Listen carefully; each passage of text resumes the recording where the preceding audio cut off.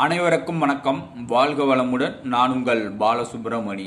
நம்ம இன்னைக்கு பார்க்குற தலைப்பு என்ன அப்படின்னா, திருமண தடை ஏற்பட்டால் அதுக்கு பல பரிகாரங்கள், பல ஆயிரக்கணக்கில் செலவு பண்ணிங்களா இருப்பீங்க.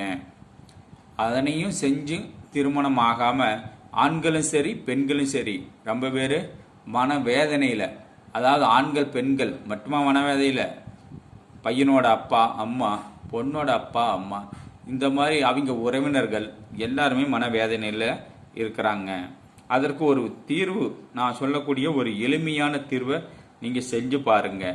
வெள்ளிக்கிழமை வரும் நாளில் சர்க்கரை பொங்கல் வைத்து மகாலட்சுமிக்கு வைத்து படைத்து பின்பு அதனை அன்னதானம் செய்தால் உங்களுக்கு திருமண தடை நீங்கும்.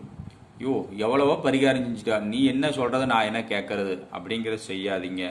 உங்களுக்கு நல்ல நேரம் அப்படின்னு வந்துருச்சுன்னா இந்த அன்னதானம் செய்தா கூட உங்களுக்கு திருமணம் நடக்கும். என்ன, மகாலட்சுமி முன்னாடி சக்கரை பொங்கலை வைத்து சாமிக்கு நிவேத்தியம் பண்ணிட்டு ஒரு பூஜை பண்ணிட்டு வர்றவங்களுக்கு அன்னதானம் கொடுங்க. இது எளிமையான வழிபாடு, பெரிய செலவில்லாத வழிபாடு. இருக்கிறவங்க பெரிய லட்சக்கணக்கில் செலவு பண்ணுவாங்க, இல்லாதவங்களுக்கு இதுதான் வழிபாடு. இதை செய்து பாருங்கள், கட்டாயம் உங்களுக்கு திருமணம் நடக்கும். நீங்களும் முயற்சி செஞ்சுட்டு இருக்கணும்.